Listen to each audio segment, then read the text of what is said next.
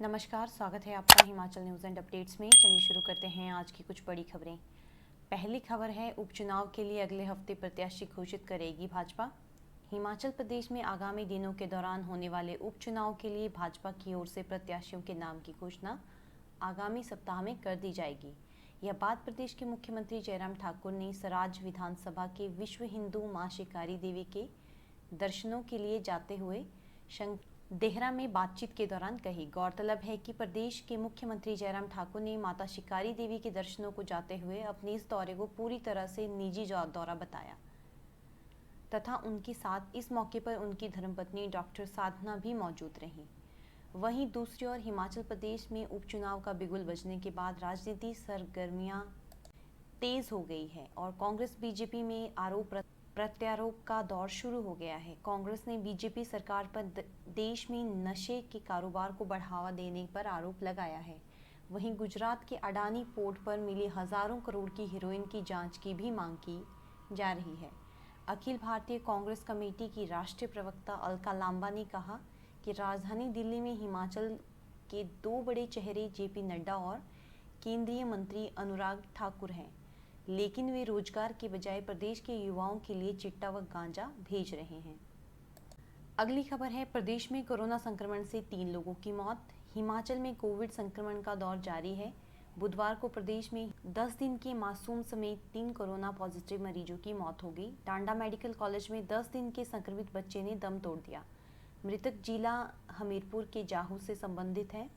वहीं मंडी में 65 वर्षीय महिला और 73 वर्षीय संक्रमित बुजुर्ग ने दम तोड़ दिया।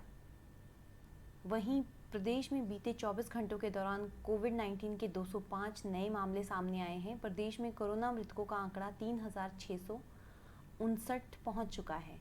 अब तक कोरोना के 2,18,898 मामले आ चुके हैं। अगली खबर है, क्लेम के चक्कर में 23 लाख का चूना लगा गया शातिर।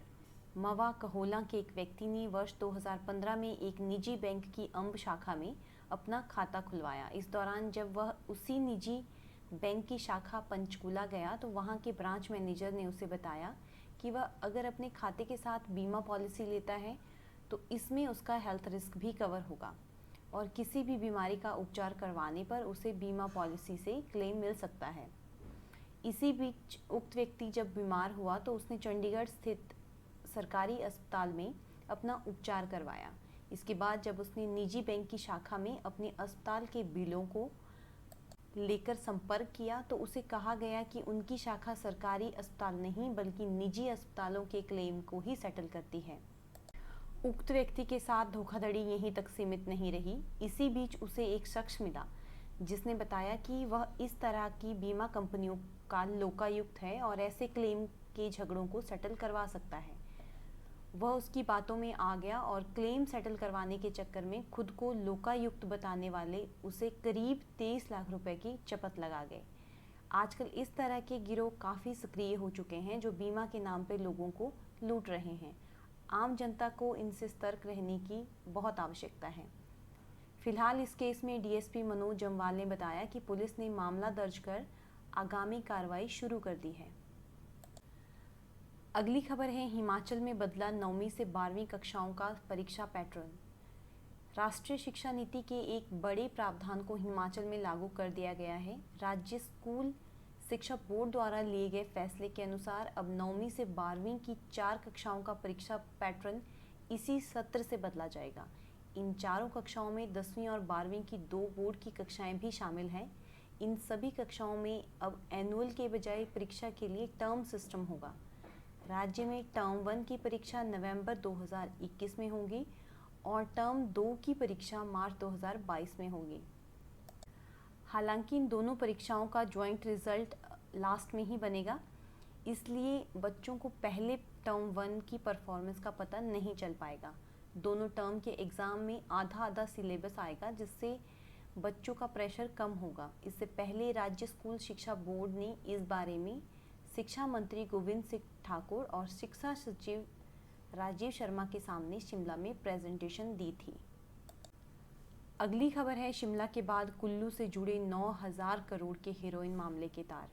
गुजरात की मुंद्रा बंदरगाह से जब्त की गई हीरोइन की खेप मामले के तार अब शिमला के बाद कुल्लू से जुड़े हुए हैं।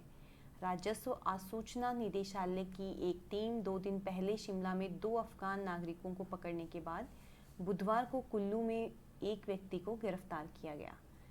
आसूचना निदेशालय ने कुल्लू में 3 लोगों से पूछताछ के बाद एक व्यक्ति को गिरफ्तार किया। उसे कुल्लू कोर्ट से ट्रांजिट रिमांड लेने के बाद मुंबई में ले जाया गया। बताया जा रहा है कि गिरफ्तार व्यक्ति के तार गुजरात की मुंद्रा बंदरगाह से जब्त की गई 9,000 करोड़ रुपए की हीरोइन मामले से जुड़े हुए हैं। डीआरआई की एक टीम सोमवार रात को कुल्लू पहुंची थी और जिला मुख्यालय के एक निजी होटल में रुके 3 लोगों से हीरोइन मामले में कड़ी पूछताछ की गई है। तो ये थी आज की कुछ बड़ी खबरें।